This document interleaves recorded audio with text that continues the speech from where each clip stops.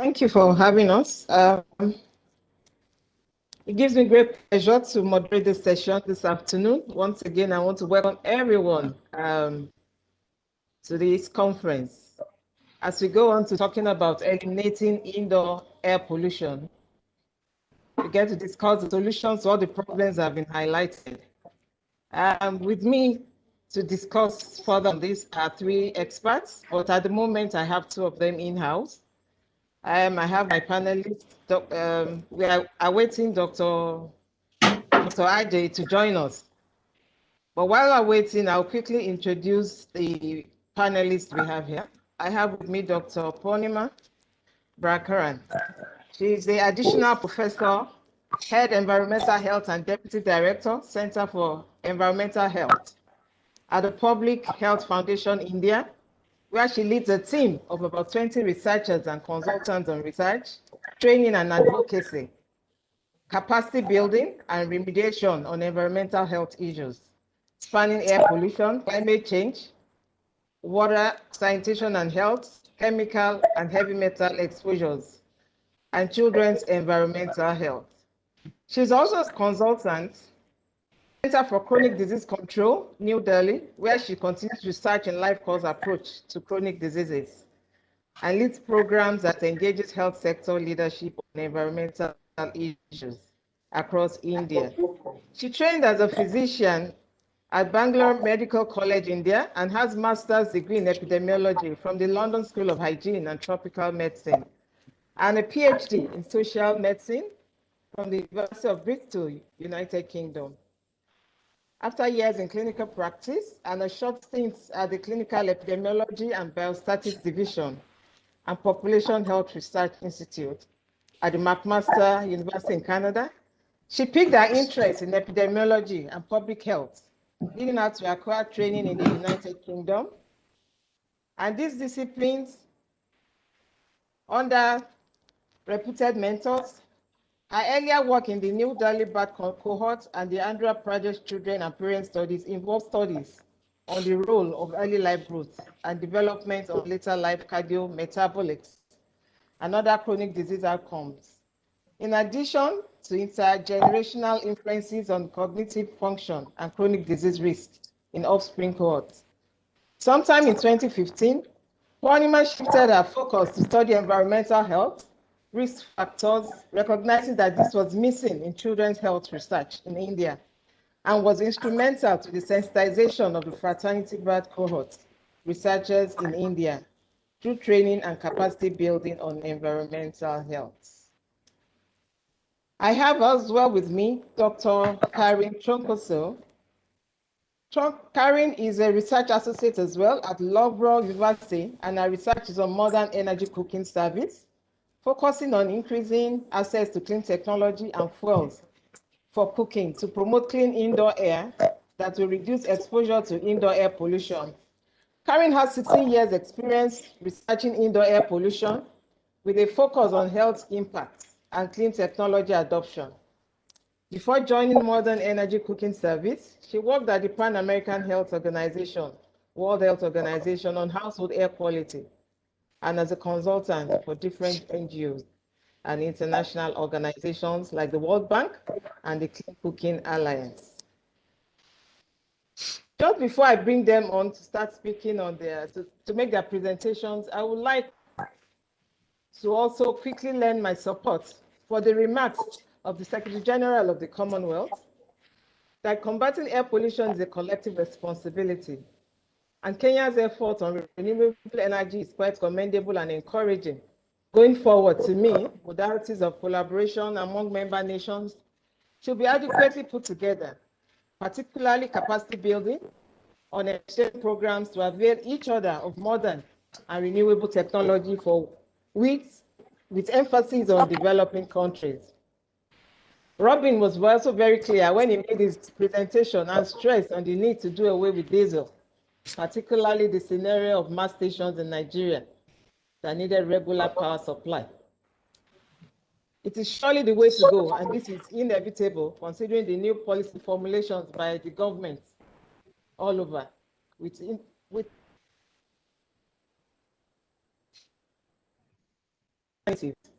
while working on renewable energy options.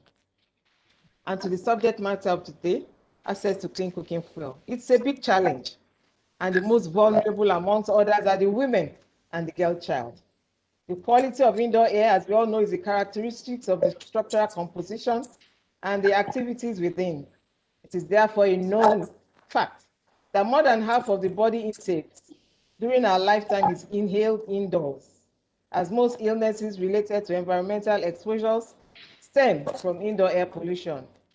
You will agree with me from studies carried out in the past that air pollution indoors are 2 to 5 times higher than outdoor, as people spend quality time indoors than outside, whether inside their homes, offices, or relaxation centers, as long as it is within an enclosure.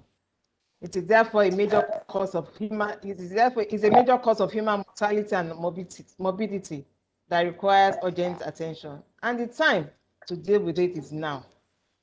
So I'm glad to be here today to learn from the expert here and to chart the way forward, because together we all have this responsibility on our hands to deal with. Thank you for coming on board. So first, to take the lead, I'm going to be calling on, yes, I'm going to call in on, we are still expecting, I'll call Dr. Poornima to please start off the discussion by making your presentation. Thank you. Thank you, Chair. Let me just try sharing my screen here.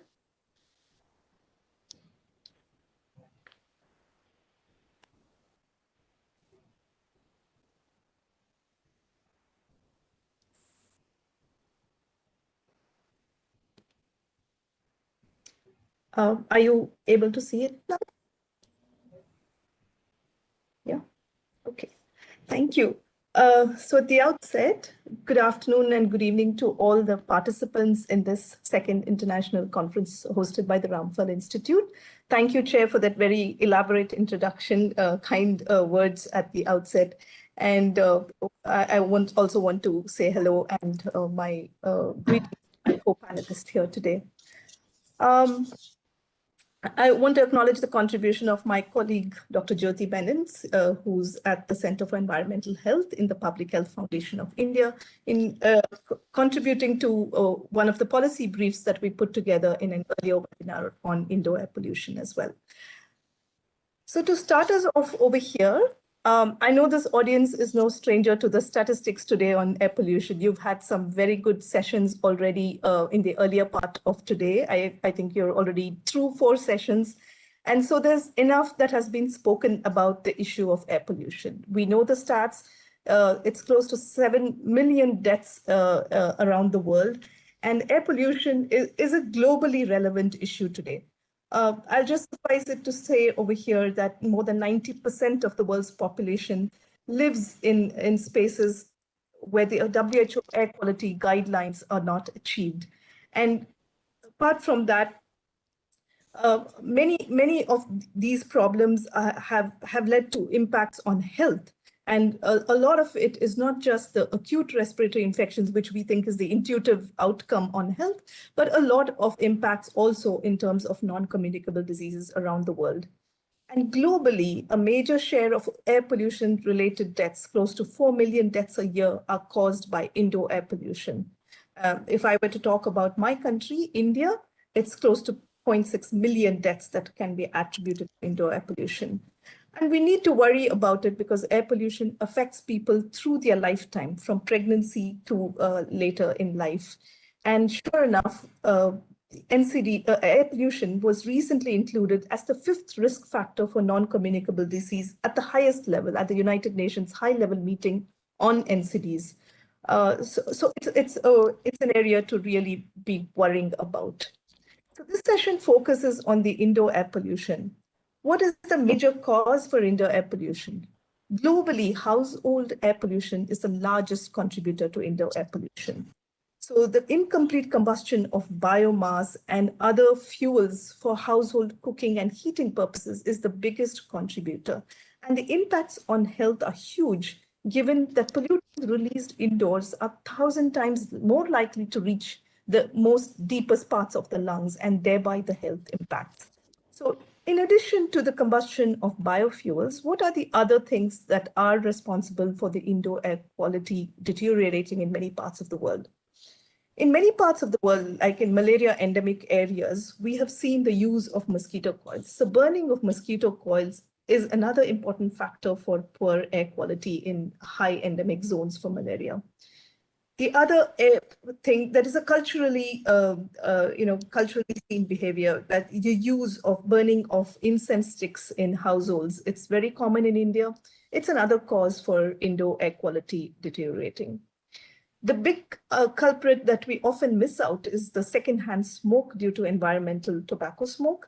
And this has been also documented by the EPA to be one of the worst sources of indoor air pollution, in that it is highly carcinogenic. It's been shown to have at least 50 carcinogens, and the impacts can be huge.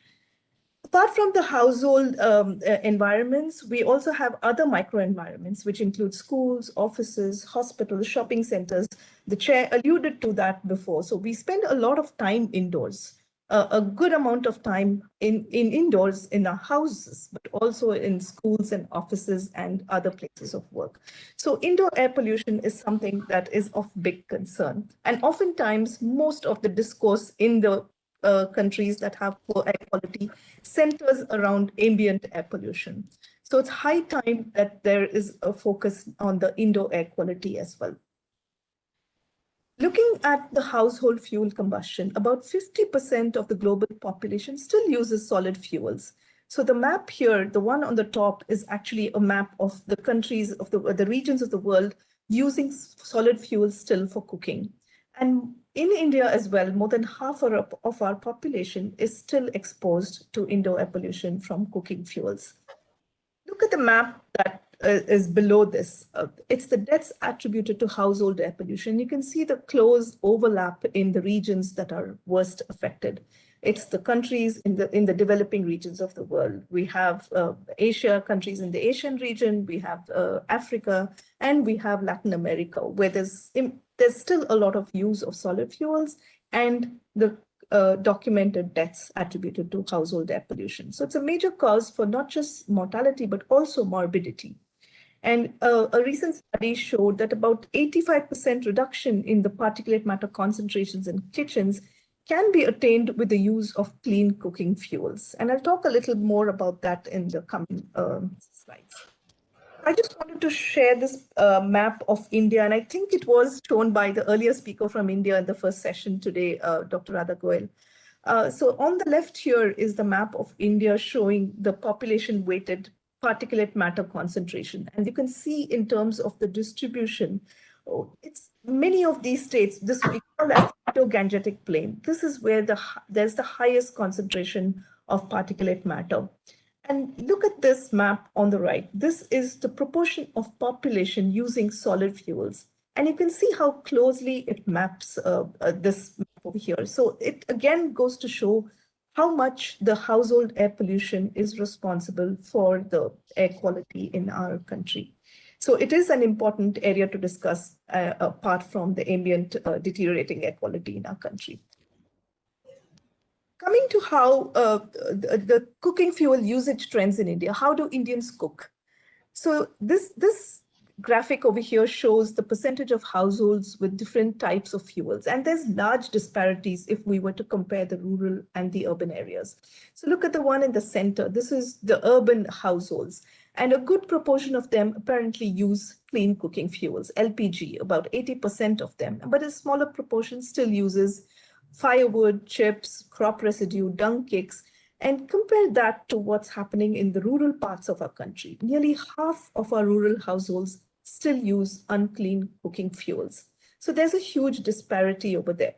And talking about cooking, there's a lot to learn from the way the households and their kitchens are constructed. There's outdoor cooking that happens in many households. So there's not just the type of cooking fuel that is involved in the deteriorating air quality, it's also types of housing, the kitchen, the location of the kitchen, the ventilation, are there doors and windows? Is there a chimney to vent the smoke?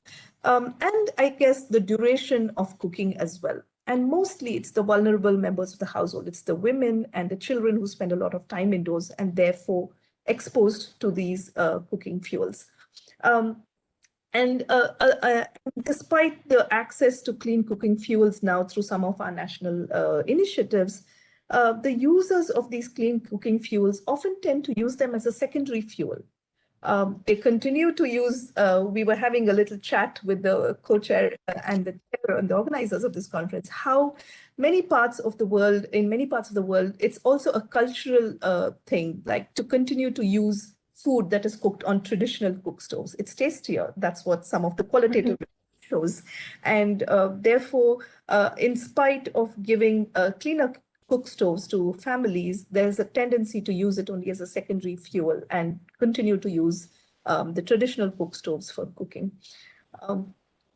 So that was the picture from India. About other parts of the world. So this is a graphic that shows the number of users that have access to clean cooking fuels. And the red parts of the bars here is the population without access to clean cooking fuels. So whether you're looking at sub-Saharan Africa, China, India, and other Asian countries, there's cumulatively close to 3 billion people in just these countries, these parts of the world, that have no access to clean cooking fuels. Why should we be worried? So cooking with unclean cooking fuels means a lot of pollutants are released into these households. So ranging from particulate matter, carbon monoxide, there's the volatile organic carbons, there's the polyaromatic hydrocarbons, and a lot of pollutants that can cause important impacts on health. And so we really need to think more about how we're going to manage this growing issue. And this is a graphic here that shows what I was just talking about a little earlier, what it means to have kitchens indoor and kitchens outdoor. There's a difference in the levels of pollution depending on the construction of the house itself. So moving on to health effects of household air pollution. There are risks, especially in women. There's health impacts that have been documented ranging from acute and chronic bronchitis, exacerbation of asthma, tuberculosis, greater prevalence of cataracts because of prolonged exposure to the smoke. Other health effects include chronic obstructive pulmonary disease and lung cancer. There is also global evidence now for ischemic heart disease and stroke. So NCDs, as I mentioned earlier, is a big issue, and increasingly there is evidence to show that household air pollution may be one of the culprits. A study done in India had documented how an increase of 1 microgram per meter cubed of PM2.5 exposure from indoor air pollution has resulted in an increase of 4% in the hypertension prevalence. And that can translate into huge numbers in a country like India, where the denominators are huge. So at the molecular level, there's airway inflammation, there's oxidative stress when women are exposed to biomass smokes. And those have been shown to be the mechanistic pathways leading to ischemic heart disease and stroke. Increasingly, we have evidence now on adverse birth outcomes. So pregnant women exposed to cooking fuels and incomplete combustion of cooking fuels have been shown to have adverse birth outcomes. And those range from stillbirths to lower birth weight to neonatal mortality, as well as to later childhood outcomes, as in there's documented anthropometric indicators that have been affected. So stunting, for example, as a result of exposure to indoor air pollution during pregnancy. So there is both morbidity as well as mortality that has been documented following exposure to household air pollution. So what have we done in terms of policies and programs and strategies to combat household air pollution? So starting with the apex body, the World Health Organization, they certainly have indoor air quality guidelines for household fuel combustion. They have emission rate targets that have been put out for PM2.5, for carbon monoxide. They talk about having policy at country level during transition to cleaner fuels that should ensure that countries are meeting WHO air quality guidelines. The recommendations include not using unprocessed coal as a household fuel and to discourage the use of kerosene as a cooking fuel. WHO has certainly talked about considering opportunities for synergy with climate policy. So I'm sure this has been discussed in previous sessions as well, that air pollution and climate change often have similar sources. And there's co-benefits for addressing these two risk factors together. And the WHO certainly recommends that governments and other agencies and policy think tanks should think about including household energy in their climate mitigation plans as to maximize the health as well as the climate gains in every region of the world. So to help support the implementation of the WHO guidelines for indoor air quality, there is the Clean Household Energy Solutions Toolkit that was put out by the WHO. It's called the CHEST. And what it helps countries and regions do is to go through a roadmap for addressing their household energy problems. And this includes stakeholder mapping, a needs assessment and a situation analysis, identification of technology and policy interventions, guidance on standards and testing, include a monitoring and evaluation plan, engage the health community, I'll come to that a little later, and communication and raising awareness about the issue itself. So this is a very compact toolkit that has been advocated by the WHO for regions to pick up and use to move towards good air quality. There's also been global efforts. There's been programs and policies in very many regions of the world. So whether we're talking about Indonesia's move to remove kerosene subsidies and talk about using LPGs, cleaner fuels, India's own program for providing LPGs to rural households below poverty line. Nigeria has its own biofuel production program, provides taxes exemptions to promote biofuel production. And Ecuador has its national efficient cooking program. So there are a number of initiatives around the world, but studies have shown that transition to clean cooking to cleaner cooking fuels and clean cook stoves has not really had the necessary impact. And the reasons are many. It could be not just the enablers that are not sufficient enough, but it also means that it requires a focus on behavior change at its lowest level. I just wanted to linger a little bit on the program in India itself. We have the Pradhan Mantri Ujjwal Yojana, it's called the PMUY, which it was the largest single direct intervention initiative where we sought to reach the women in rural households. So free LPG connections were provided to below poverty households. And the beneficiary was designated as the woman, the point of contact under this scheme. And it had a very good penetration with almost 35 million households receiving LPG installations between 2016 and 2018. They were good, the initiative was good in that it hoped to transition these households to cleaner cooking fuels, save them from the drudgery of collecting firewood, even what comes with that in terms of collecting firewood, the safety issues, the exposure to outdoor air pollution.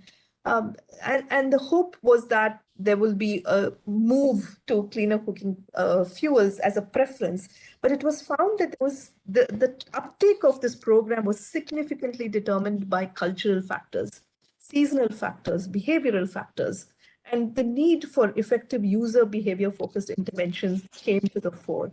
And I personally think apart from allowing the beneficiaries the knowledge that this is about them having access to clean cooking fuels, I feel the messaging has to change. Make people aware, make the women of the household aware that this is about the health impacts. You need to tutor them and educate them about why they should be taking up this cleaner cooking fuel option. It is about health impacts, not just to them, but also to their children and other members of the household. We also have the National Clean Air Program in India. It's a national flagship program that is initiated by our Ministry of Environment, Forest and Climate Change. It aims to reduce the ambient air quality and address the air quality issues in the 122 designated non-attainment cities. These are cities that have failed to reach even our national guidelines of air quality.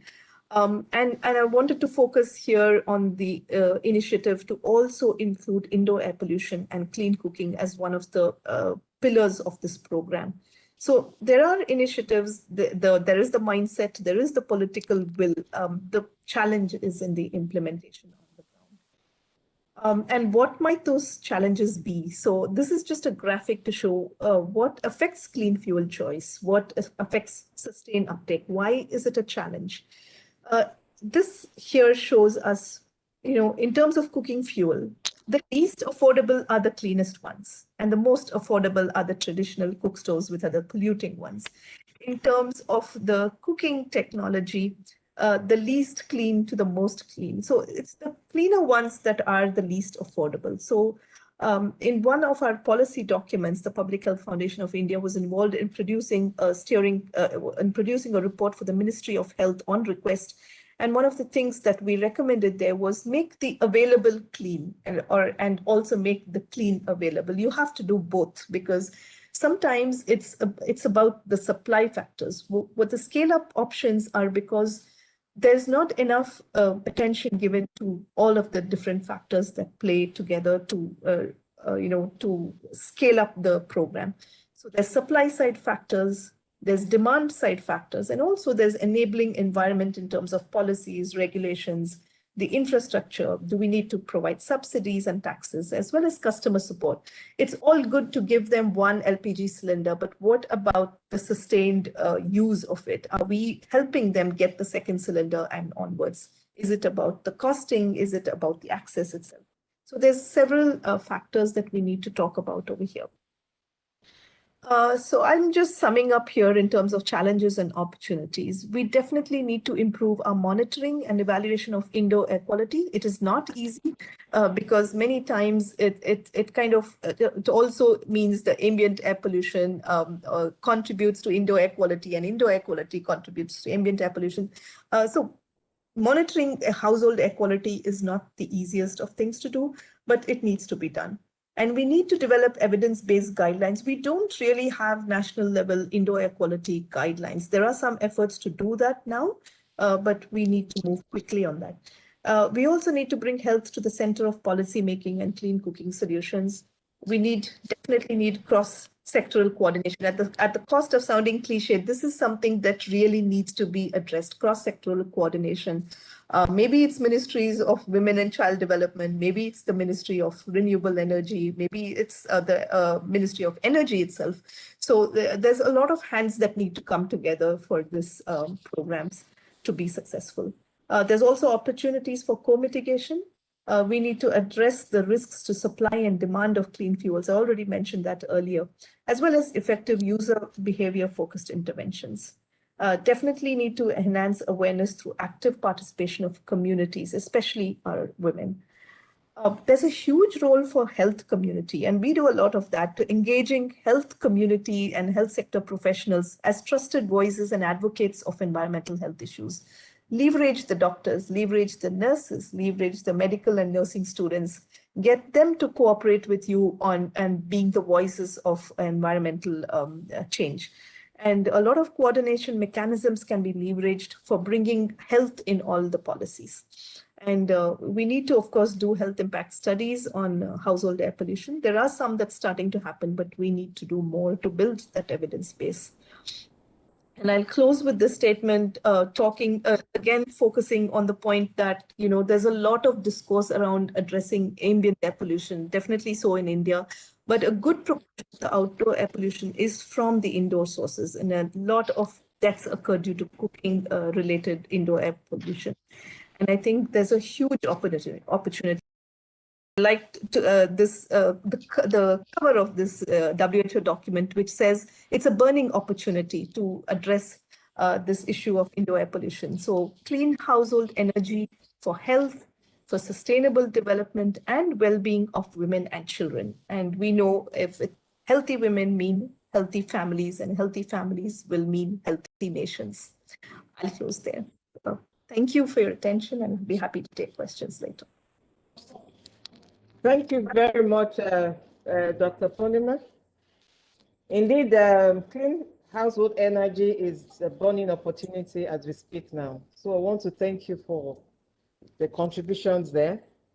In brief, you have told us in details the issues surrounding indoor air pollution and how we can go around it. Particularly, I want to talk about there are some other salient happenings in the household that we hardly look at, because mostly we center our attention on the cooking energy panel.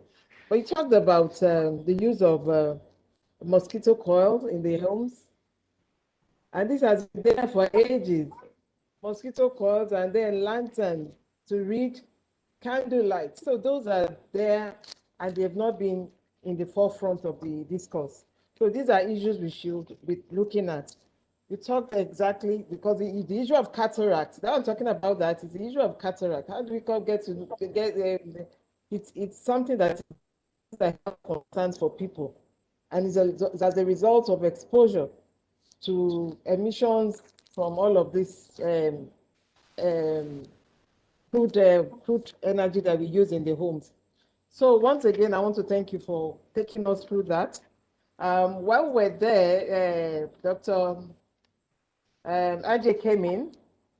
Yes, sorry, before I come to Karen, I'll quickly take up Dr. Ajay. I was able to read your bio because you were not here at the time we started up. So I'll quickly take that quickly. Dr. Ajay is a PhD holder and heads the air quality of World Resources Institute India. He develops research strategies and conducts research in the area of air pollution and health risk.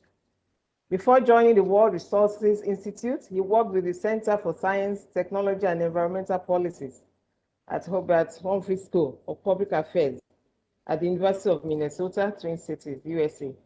Over the years, he worked at various prestigious institutions, both in India and the United States of America, including the U.S. Environmental Protection Agency, the North Carolina State University, India Institute of Technology, Roorkee, Wildlife Institute of India, and Zoological Survey of India. Ajay bagged his PhD degree from the India Institute of Technology, Roorkee, and has more than 16 years experience in the area of infrastructure and environmental footprint, air pollution and health risk assessment. He has published over 35 international peer-reviewed research articles in international journals, including Nature, Climate Change, Environmental Science and Technology, and Atmospheric Science. I welcome you, Dr. Ajay. So while we wait for Karen to take us through, we'll come back to you, Dr. Ajay. So let's have Karen Chonko to take us in her presentation. Thank you. Let me see if I can share my screen. Okay. Can you tell me if you can see it? Not yet. Not yet. Let me see.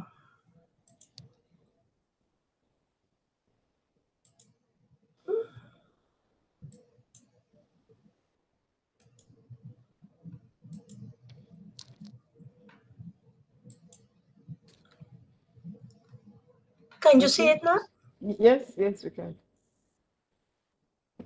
Okay, perfect. Thank you very much. Well, good afternoon, everybody and everyone, and thank you for the Ramphal Institute and particularly the director, David Gomez, for the invitation. I am Karin Troncoso, working at Loughborough University on MEX.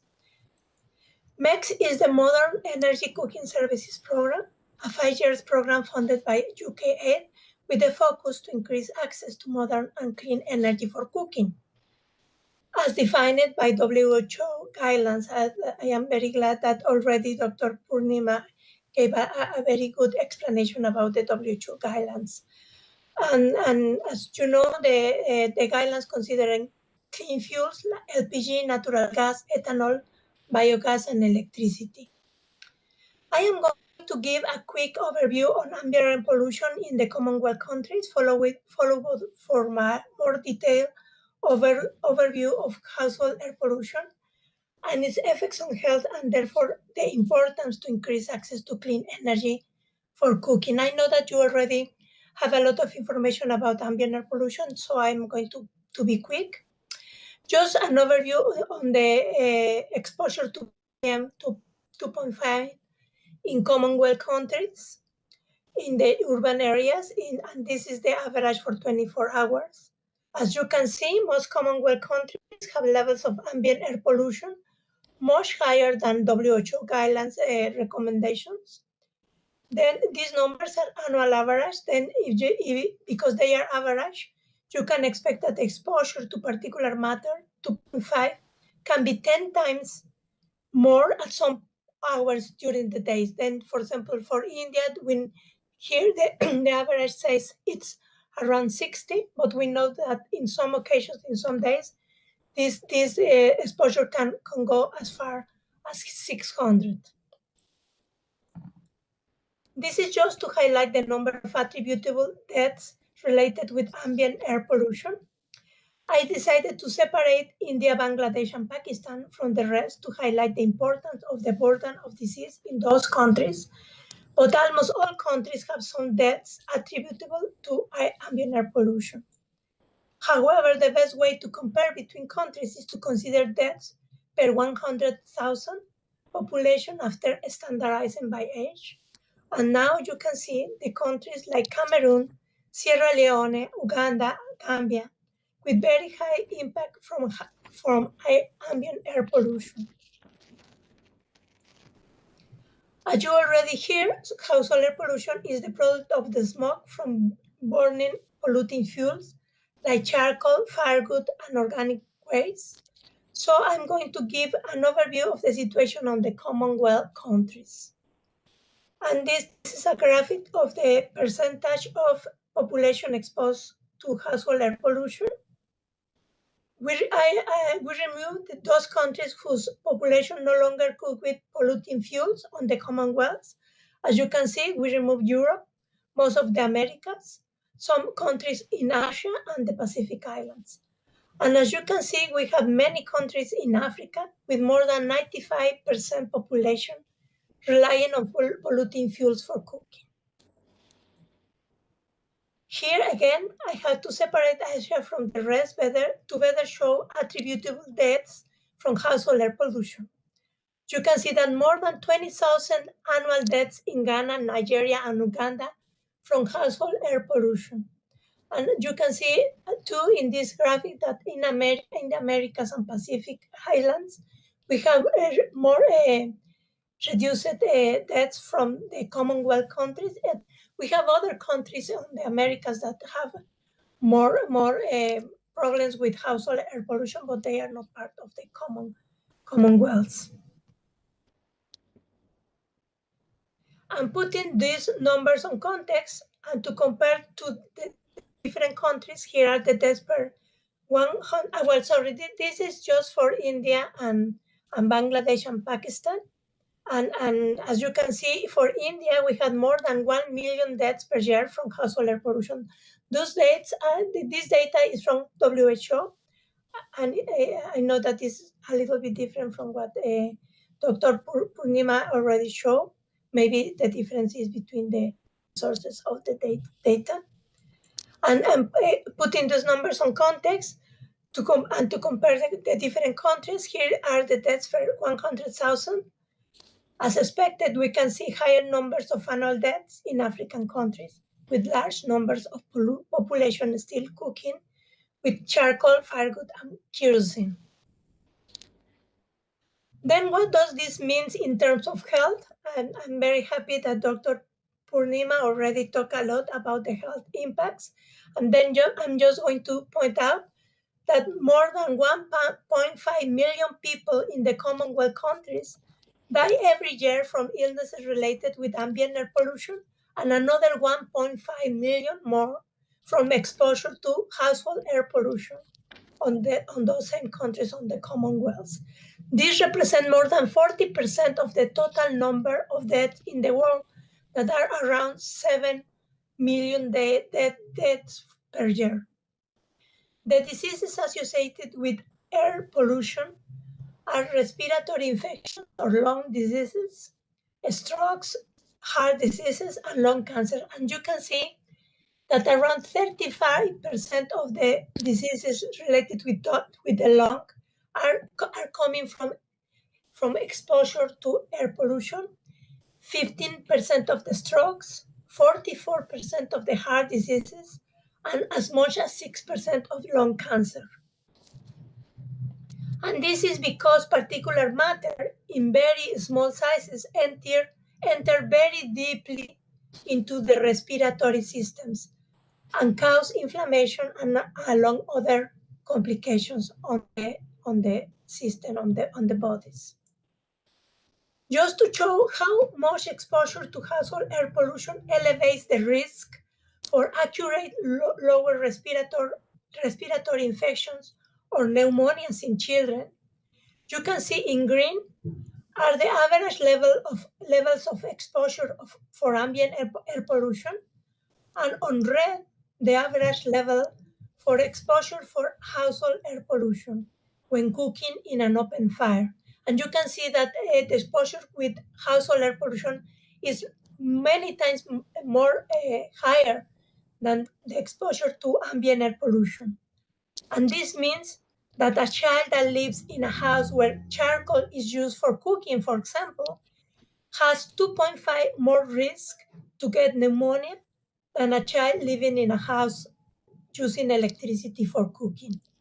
And if we look at this, considering the WHO guidelines, you can see that the guidelines are highlighting that the exposure needs to be lower than 35 micrograms per meter cube, and even preferable, it has to be lower than 10.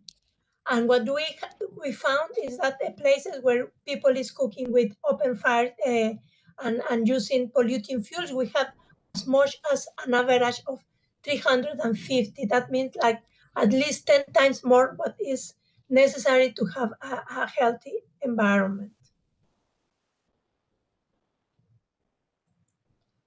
And the same happened with the other illnesses like stroke, ischemic heart disease, and cough. And the problem is that at the beginning, with exposure, the risk grows in an exponential rhythm, and that's why at the beginning we have a lot of growth in those curves, and then the curve stabilizes. Then this means that we really need to lower the exposure very, very much, like to have really very low exposure to really have to lower the risk for those different diseases. And this is for all of them. The only difference is the lung cancer, because lung cancer has, in fact, a very, very linear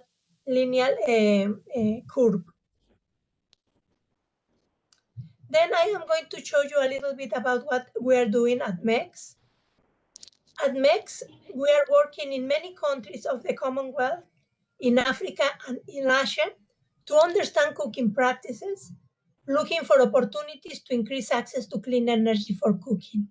And then you can see the priorities that are tier 1 priority and tier 2, and most of them are countries on the Commonwealth. Our efforts are focused in increasing access to clean fuels and to electricity for cooking in particular, as we consider the efforts to provide universal access to electricity as an opportunity to provide access to clean fuels for cooking at the same time when expanding the grid or in isolated systems and mini-grids. We have to take advantage of the opportunities that new technologies provide, like, for example, new cheap solar system and batteries that can storage more energy, making possible to cook with solar energy at night. And we have now electric appliances like the induction stoves and the electric pressures that are very efficient and can cook at a fraction of the cost, and that can make cooking with electricity more affordable.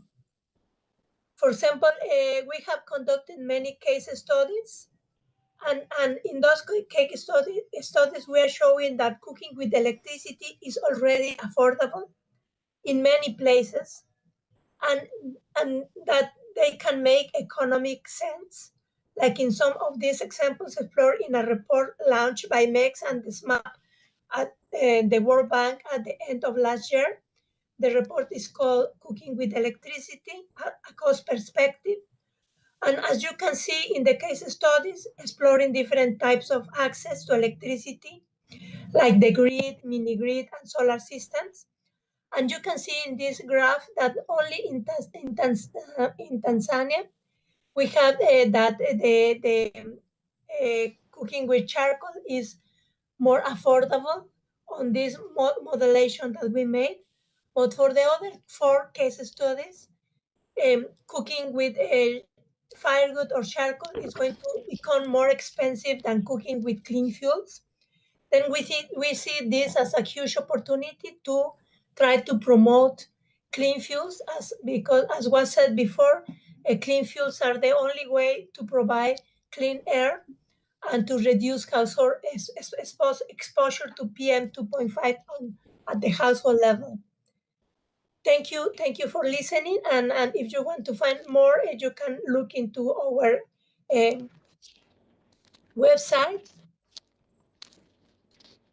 And I am going to stop here and hoping to have to listen more from the next presentations. Thank you. Well, thank you very much, Karen. That was quite explosive. Listening to you talk about emissions and universal access to electricity, talking about e-cooking. So that's the way to go. That's quite splendid.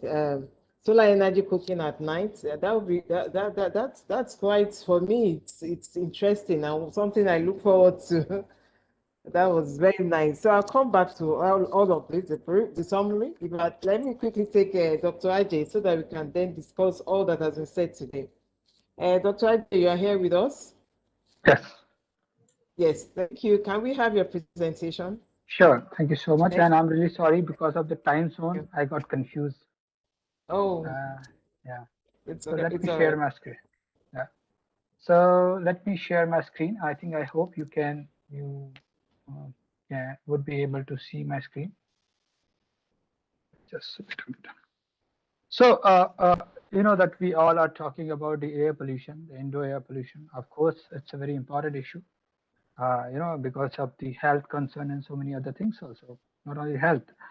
But I think it relates to so many other factors. I think women empowerment, clean energy, healthy livelihood, so many other things.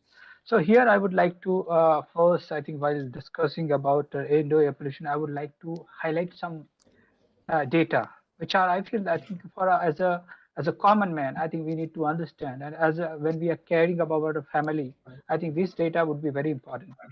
So you know that we all are aware about this global burden of disease, and I think in last presentation we have talked about the global burden of disease, like how many people are dying prematurely before of the air pollution in all over the world, different Commonwealth countries or in India. So here I would like to share about this air pollution exposure related premature mortalities. So if we include both indoor and outdoor air pollution, contributes about 1.6 million people prematurely dying every year in India. So if you go more deep into this data, like this graph, if you can see my mouse pointer, you can see that 69% of the total premature mortalities are the old age people who are 60 plus, and 10% are the children who are less than 13-year old. So it means, like, if we include both of these data, it's about 80%. So 80% of this the premature mortalities are either older people or the children. If we go more deeper in this children numbers, so we will find that out of the total children, 60% of dying early, our children are the early neonatals, only 0 to 6 days old. And about 16% is 7 to 27 days old. And post-neonatal at 20 or the 16%. Why I'm talking about these numbers and why? Because why it is important. So right now I'm doing a research about like how COVID has increased the household exposure. How I think people are talking about the because of the COVID-19, people has better air quality. But I'm working on the indoor air pollution, and that research is going to publish soon. But from that research, I would like to share this data. This is the activity data for five different states of India about for the different age of the people. Like you can see the 0 to 5, 5 to 10, 10 to 15, so on, and 80 plus. It shows that percentage of time out of 24 hours, how much time we spend inside our home within a vicinity of our household. So it shows that almost if we consider take an average of both rural and urban India, you would find like we spend about on an average human being in India 70 to 80% we spend our time in indoor environment in our household if you consider everything about. And if you see the age-wise household activity, like when indoor activity, you find that most of the kids, children, 0 to 5 years, and 80 plus or like more than 60 plus, they spend most of their time. I think I would say the more than 80% of their time inside their household. So for the sake of our children and our old age people, it's very important to understand the indoor air pollution, and it's very important to work on for the indoor air pollution. So because we generally think like so these are some pictures like how we are exposed to, our kids are exposed to the air pollution. That because kids has to be the why when I showed you a data about the indoor air pollution about the children, why there is more premature mortality is because children spend most of their time with their caregiver, either mother or parents, grandparents. And if you are using biomass, so it means children are more exposed to the indoor air pollution. And we all know that the children's lung system is not properly developed, means they are in very high risk. They are in very high risk when it comes to indoor air pollution. So it's very, very sensitive issue. Uh, so I think in this regard, so what I did, because I'm studying about more than 400 cities. So for those cities, what I'm doing, I'm just modeling the indoor air quality based on the previous available studies. So I think I model and based on the scientific database, and I just map this indoor air concentration in about more than 400 cities of India. And these red dots are showing the concentration in kitchen area of the different household of the different states, like different cities of the different states. You can see that it's ranging from 120 micron to 2100 micron. It's very, very high. You can't imagine. So children's this is a kitchen area concentration. It's not an entire household area concentration. But in this type of concentration, if our children are exposed to this level of concentration, so you can imagine the situation. You can imagine the condition because their lung system are not properly developed and they are exposed to this level of air pollution. So that's what talking about the indoor air pollution is very, very important. Another thing, why indoor air pollution is going to solve the outdoor air pollution also, because that people are I think previous speakers were also talking about contribution of indoor air pollution for the outdoor air pollution. So yes, the indoor air pollution, the biomass burning for a cooking in India, the country like India or most of the developing countries are the most major contributor of the outdoor air pollution also. So I think we need to understand that the most of the outdoor air pollution studies are only focusing on the urban areas. So when it comes to the sources, the transportation industry, these things come up in the picture. But if we consider whole India as a one domain, we will find that the majority of the air pollution in our country it's because of this biomass burning for the cooking fuel. That's a very important thing. So if we are solving the indoor air pollution, we are having a multiple benefits. So I think we are in right now in 2019, I think 2021. So I think the Indian government has in one of their survey they released the data about the biomass. I think biomass use, like polluting fuel use in different states of India, in urban and rural areas. So you can see that in the rural area, most of the states, the biomass fuel use is still high, and in the urban area it's less. But if you consider overall the biomass fuel use, so about 48% of the Indian household, rural household, they are still using the biomass as the polluting fuel for cooking, which is 10%. So when it comes to the like health study or another study, we generally consider these data. But as I think previously Dr. Poornima has talked about the secondary fuel use. So now we are working on the, like, that we generally think like 10% of the urban India is only using biomass for cooking food. So we consider that 90% are still using LPG. So I think it's a better number, but the picture is really different. Many people in India, they are still using secondary fuel for a different purposes. Uh, I think if you see that in India, about I think urban area, about 30 to 40% of the LPG users, which number you are getting from the census and other reliable sources, are still using these biomass as polluting fuel as a secondary fuel, and we are missing these numbers while we are calculating the emission and most, because we do not have enough information about the secondary fuel use data. And rural India, it's about more than 90% of the household are still using the biomass as a secondary fuel. It means even if you have the LPG in your household, you are still using a biomass. So there should be a need for a proper awareness program or some kind of changes we require. I think, and these things are coming in. I think so. I think we need to give proper attention. And this picture, if you can see this picture, so if you, I think the resolution is I think not high, but here there is a LPG gas, and she's cooking on this gas cylinder also, and in this the chulha also. So this two stoves are working differently for the different types of cooking. This, I guess this is water heating. There's some household cooking. So people are using these type of things, So it's very important. So why people are using either a biomass polluting fuel for a cooking, or they are using a secondary fuel? So there are various reasons. So one is about like a free access of the solid fuels. Everybody wants to save their money. Lack of awareness about the health effects. High price of the clean cooking fuel.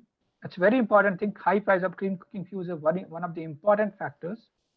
And this factor is a role of women in the fuel selection decision. This thing came after I think several studies.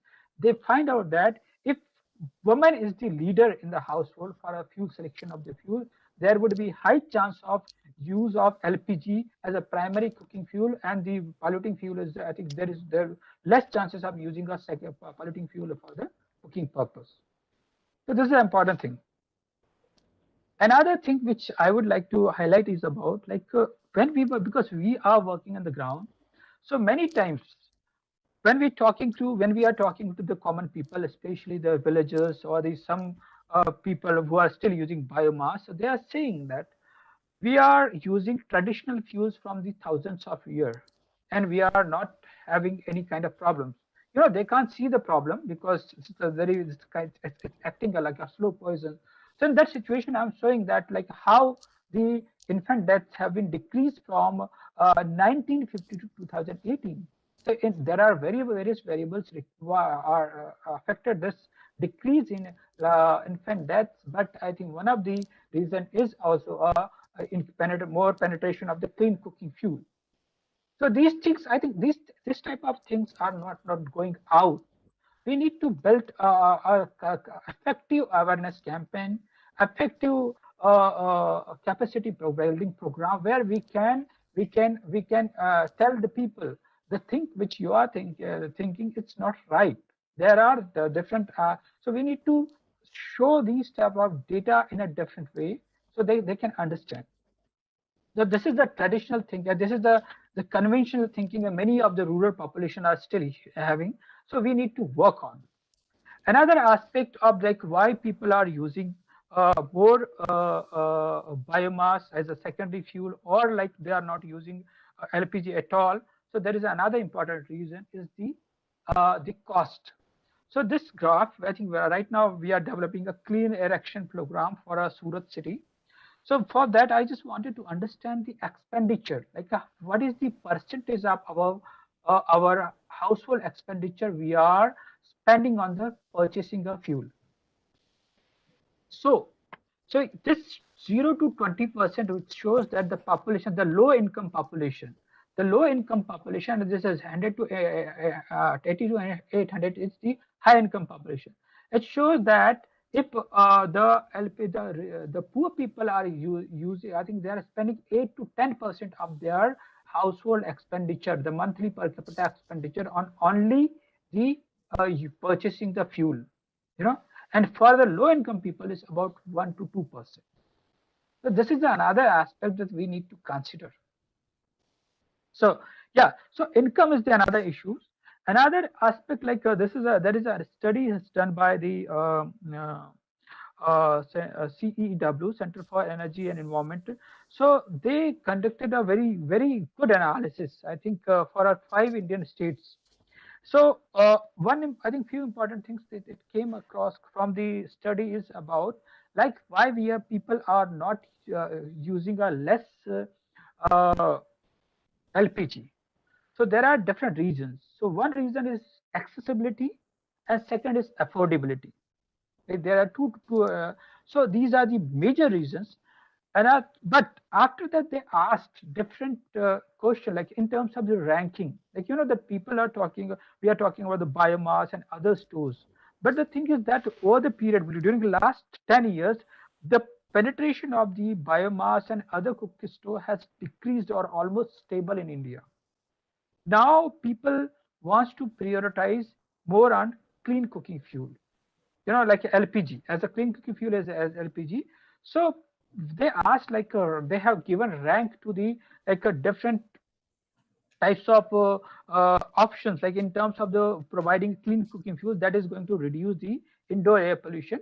So like increasing the subsidy on the LPG, improving the availability of LPG, providing improved cook stove, providing biogas and plants. So what observed that most of the time the rural population, they are giving more weightage to the clean cooking fuel like LPG.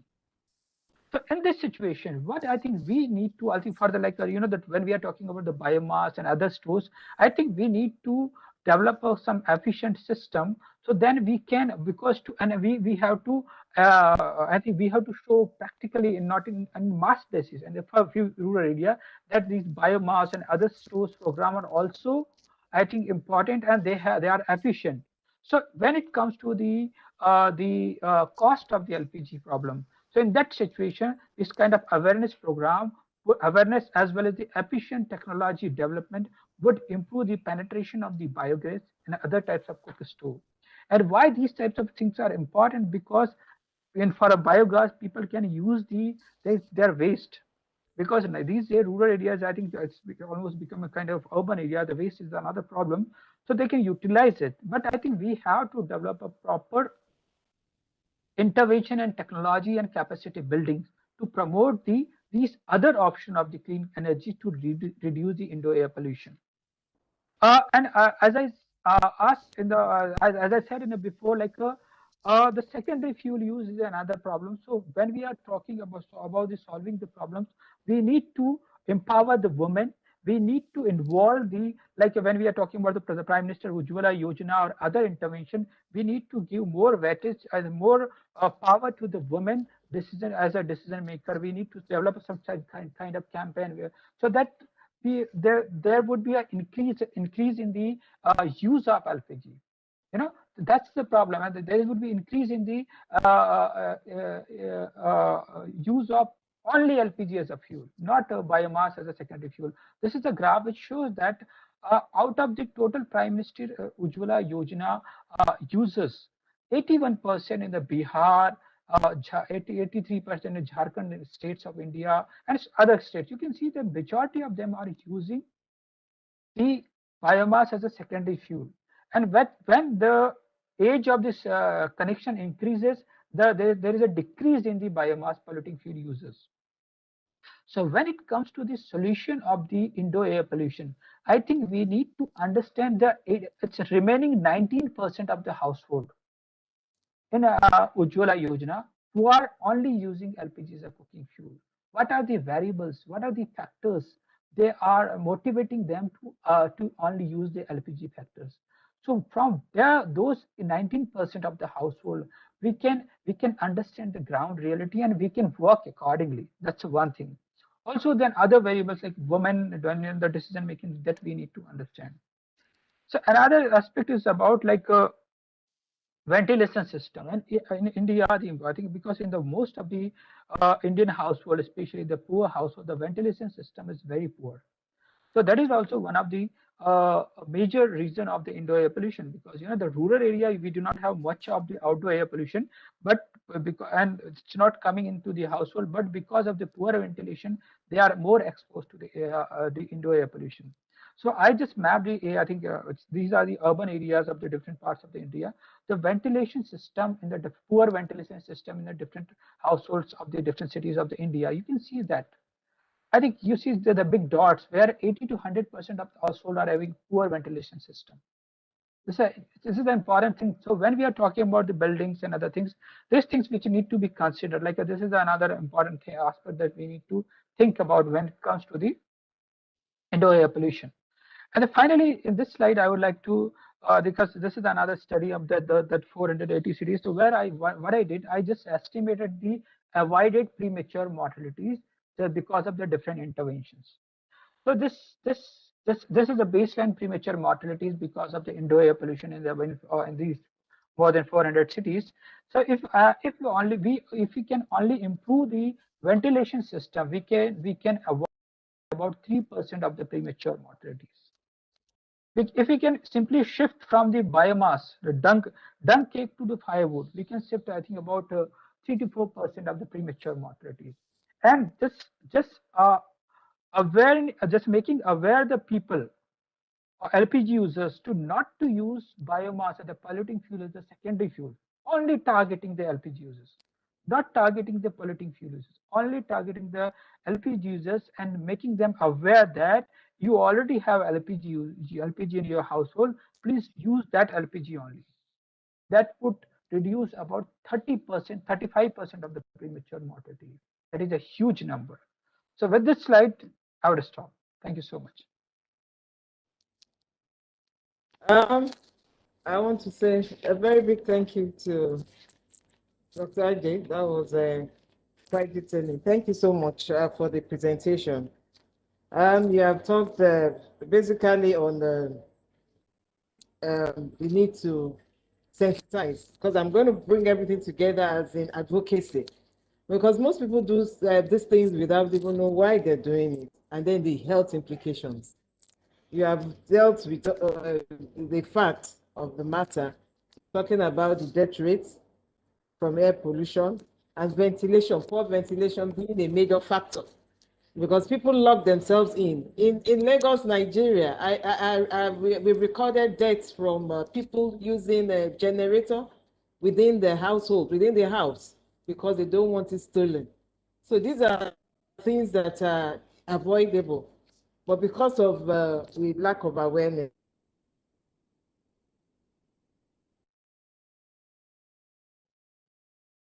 Sorry, we cannot hear you. Hello? Yeah, we might Yes. have lost BC there temporarily. So go ahead, BC. Can you hear me? Okay, yes, please. We talked about accessibility and affordability of the cooking gas. So we need to come up with a policy framework in this direction, because most people want to make the change, but to transform, we need the process has to be in place. Awareness. I'm doing it not because I want to, but because of the health benefits attached to the change. So that was quite detailing for us in this session. Talking about the income, the low-income population, they are mostly at risk because of the source of income is very meager, and they don't even have the ability to do most of these things. So we are looking at how can we encourage people to transform, to change. Back here in Nigeria, a lot of free donations, as in cooking gas donation to the rural women, have been on for some time. But how do we sustain it? Sustainability is the thing. Whatever we have said here, it's how to put them together to ensure that they all come to play. And then we talked about tax incentives. For people who are compliant, how do we encourage them? If you decide to bring in gas a lot to support people, to go policies of government, there should be some compensation. So let's look at how we can bring all of that together in our at the end of the day in the policy framework towards achieving the goal. So I would like to take questions if there's any now. So there's one in the chat from, let me just make sure that I'm reading from Dr. Russell Jones. He asked, why is the estimate for India only 1 million premature deaths annually? If you accept the paper by Burnett et al. In PNAS of 8.8 million globally, then India shares at least 1.5 million. The true figure is doubtless higher. Okay. You want to respond to that? So, yeah, the premature mortality is as estimated by the Global Burden Disease. It's for the outdoor air pollution is about 0.9 million, and for the indoor air pollution is 0.7 million. So that is 1.5 million total. Okay. Okay, thank you very much. So I have a question of my own, BC. Okay. All right, David. Sorry, and it's one that the previous panel touched on to an extent, but I wanted to hear the views of the speakers on this panel. The WHO argues that the disproportionate way in which indoor air pollution affects women and children makes indoor air pollution a gender issue. And I just wanted to understand what, from the speakers, what they feel are appropriate solutions that countries and cities and urban areas, communities need to consider in addressing that, but from a gender perspective, but also from the perspective of ensuring that they redress any of the inequalities that lead to that being the case, that to those groups of people being disproportionately affected. So, Okay, thank you. Dr. Karen, you want to take that? Well, just thank you for the opportunity. Yes, well, I think that definitely it is gender related, and I think that something that highlights this is that we have more or less 1 billion people without access to electricity, but more than 3 billion without access to clean energy. And I think that this disproportion, that we have a lot more access to electricity than to clean energy, it may be related that the kitchen is woman's territory, and sometimes others don't see the point of improving or giving access to energy for the woman, for the kitchens, for clean cooking. Then I think that definitely has a lot to do with gender. And I think that's something that you were talking before about this issue, how to make it possible, how to really make affordable the different fuels, the clean fuels. I think that affordability is one of the biggest concerns. And I have seen in other regions, like for example in the Americas, that they have done this through subsidies to LPG, for example, to electricity. And when you have a high subsidy, a really very high subsidy, you can see that there is a complete change to clean fuels. And we have seen that in countries like Bolivia, that has a very high levels of indigenous population that have a lot of cultural background and tradition that you could say think that they will be reluctant to change. But when given them the opportunity to cook with clean fuels and given them affordability LPG, they have switched completely to LPG. Then I think that the change is possible, transition is possible.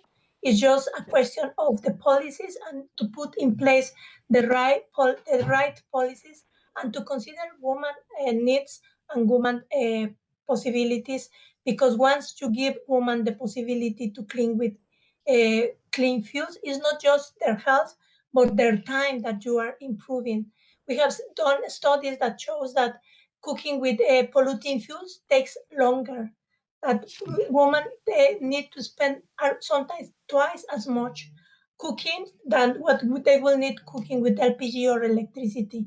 And if you can translate that into productivity, that the productivity time of women is spent cooking when they could be doing something else. And it's really something that we have to think about. Thank you. Thank you very much for Karen. that. I have one. Sorry, Go I ahead. have one or two questions as well here. I want to find out, okay, using legal instruments to addressing indoor air pollution, how do we strengthen our laws? I was thinking, particularly when decisions relating to accommodation, vis-a-vis structures and the activities within our personnel, apart from the cooking method we're talking about, because already there are some synergy between the environment and health sector, because we know that our actions and inactions relates, ends up in the health implications we've been talking about. So how do we bring up, how do we engage constructions, engineers? Because the built-up environment has input in this. I looked at it from that perspective where, okay, the structure of a building, the VOCs from the paints, and all other salient things that comes with the construction of building, it's partly involved in indoor air pollution. How do we engage this sector? How do we bring them on board? But because it's been mostly about the health sector and the environment. But we need to go beyond this and start talking to construction engineers, builders. So will Poornima want to speak to that? Thank you. I mean, I think that's a very pertinent issue, but easier said than done, simply because I think the buildings and the constructions are not, it's not an individual, it cannot be just an individual level decision. Sometimes it's the cost, it's the family level comfort in terms of household incomes, the kind of housing that you are able to afford. So I mean, if there's subsidized housing or something that the governments at national and subnational levels can make possible, I think there the issues of the ideal house with the ideal ventilation and those kind of issues can be addressed. But it's, I mean, let's be cognizant of the fact that a big part of the population is, at least in India, is the rural households, So what can we do to address that big chunk of our population who is the most vulnerable? I think it requires, I think the key word again is intersectoral coordination. It's about ministries of women and child development, maybe the Ministry of Energy and the Ministry of Health, all needing to come together to bring together a very comprehensive approach to this whole thing. I think it's a whole of system approach, or the other way around, health in all the policies that we are doing, whether it's urban affairs ministry or the housing or the urban development. I think it requires a very strategic lens. Yeah. Yes, quite strategic. Thank you. I would. Thank you very much. You want to say something? I would like to add in, because for the construction sector, so I think right now we are working with the construction sector and how we are pitching this air pollution problem with the construction people. So I think last year or I think before that, there was a ban on the construction activities in Delhi region, Delhi NCR region, because of the air pollution. So I think the construction activities was stopped for the 6 months, and because of that, lots of billions of loss happened to the construction industry. So with that aspect, what we did, we went to the construction industries in our as a part of a clean direction plan, and we talk to them and we develop a clean construction guideline with them only. It's not it's not only our effort or like a science effort, so with them also, because now they are realizing, because because sometimes these easy sectors become the prime culprit of these air pollution and other problems. So because of that, they have to face ban and other things. So whenever I think they are pitching this type of problem, we can tell them like these are the problems you may face. So if you can work with us, there would be a possibility that you would not be able to get this similar kind of problem in your city or the other cities. So with that, I think now construction people in India, I think at least in like our area of work, they are coming to us and they are saying that we would like to work on this sector, and we would and they are coming in this. So it's a positive step, I would say, for the construction industry. That's good. That's very good to know. Thank you very much, Dr. Ajay. No one's life, like I will always say, should be limited by how and what they cook with. So the Clean Cooking Alliance engaging Commonwealth nations, particularly the developing ones with slim resources and technical know-how, is still a challenge. So we hope we'll cross that path. So if I don't know if you have more questions, David, from the chat box. Chat room. I'm looking at the chat box. There's none here. I'm looking because someone said they had a question just now on the WhatsApp, but it didn't come through. But I do have one other question I'd like to pose. I think it's either Dr. Poornima or Dr. Ajay raised the matter of indoor quality guidelines. But listening to Dr. Ajay talk just now about the construction sector, how difficult is it to put forward indoor quality guidelines where you have this driving demand for new construction? Is it a matter that has to take into consideration all of the sectors, economic sectors, and does it have to take into consideration social factors as well? So, and that's for any three of the panels. So. So I think because while developing a construction guideline, so we went through the all rules and regulation as well as the construction guideline, and what we found that for when especially for the indoor air quality, or even we can say the environmental aspects. So the right now in India we do not give that much weightage to this factor in the construction industry. So I feel there is a need for the awareness as well as the monitoring and proper monitoring of the proper implementation. And people, I think, especially even the construction people, builders, they would like to come in this aspect. So people are not aware.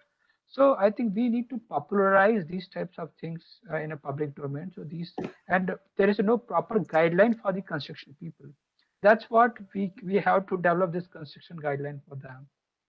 So yeah, it's a kind of lack of awareness. Yeah, thank you very much. Would like to take closing remarks. Oh, okay.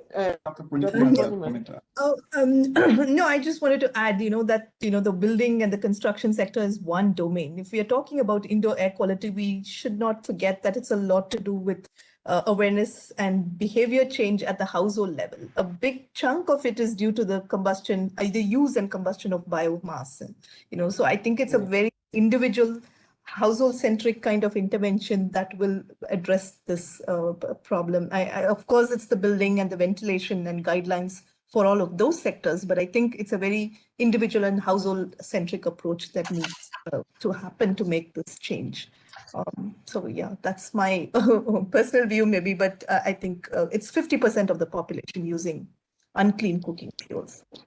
I think policies and programs need to be centered around that. Okay.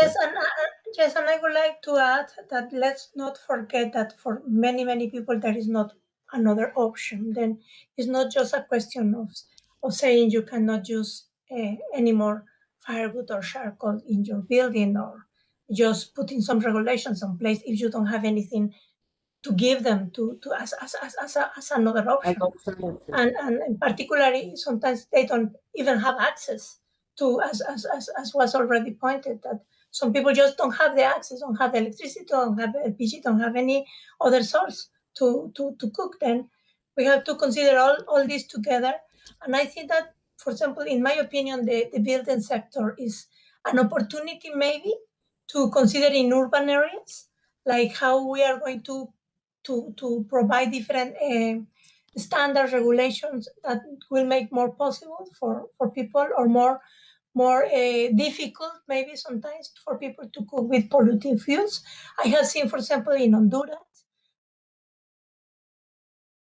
people in urban cities sometimes they have to cook with cleaner fuels, not necessarily by choice, but because they are renting and their landlords don't allow them to cook, to burn firewood or charcoal inside their households. And in a way, it's a different way of making changes. It's not as desirable, because what you would like is for people to make their choice themselves and to be convinced and to know that what is the right thing to do for their families, and that has a lot to say. Because I think that if the health sector were to join efforts and to really help raise awareness regarding the health impacts and everything, I think that it will be, a combination of factors, because it's not always easy. Because just to think about it as a behavioral problem or behavioral change will imply that people is not making the right choices. But I just want to really highlight that sometimes to make the right choice is not a choice, and sometimes it's not something that you can really do. Then we have to consider all that into the equation. It is indeed a very complex issue. Thank you very much, Karen. I want to thank everyone, Dr. Poornima, Dr. Ajay, for being for the enlightenment, really. Because for me, I was also going to say, after what the last speaker said, the need for indoor regulations, construction, talk about guidelines for construction firm. Having, because I don't know if it's very common in the rural area, even in the city center, some don't even have extractors, as little as that. If it's basic that every apartment must have extractors within, it kind of improves the air quality. So it's those little details that we can look at in setting up the guidelines. It's one of those we can put together. Thank you very much. So I want to appreciate everybody for making today a success, this indoor air pollution management. Thank you all for coming, and please stay on. Thank you, David.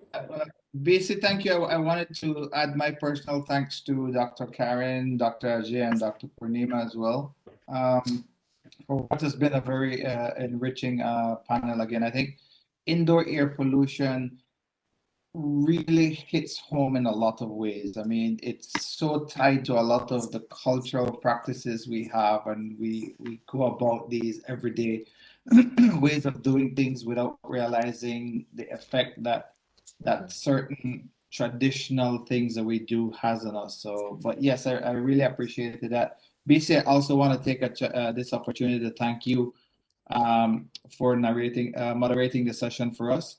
For those of you who don't know, and let me just go quickly here so I can introduce BC a bit more. BC is a member of our working group, and she, sorry, let me just pull this up while I'm grabbing it, lost it here. She works for La CEPA, which is the Lagos State Environmental Protection Agency in Nigeria, and she's been a part of the working group that has been instrumental in planning this event and putting together all of the 4 webinars and the research papers we've had done, the policy brief. So BC, thank you very much for joining us today, and thank you once again to the panelists. That brings to a close this is our 4th session for day 1. We now have a short break of about 15 minutes before the start of our session 5, which looks at greening technologies and industries as one way of approaching air pollution, of dealing with the matter of air pollution. So thank you very much, everyone. And to all of the attendees, take a break now, grab that coffee or that juice or water, a snack, and then come back and join us for the final session of today. Thank you so much, David. Thank you very much. Thank you for the invitation. Bye. Bye-bye. Bye. Bye. Thank you. Bye-bye.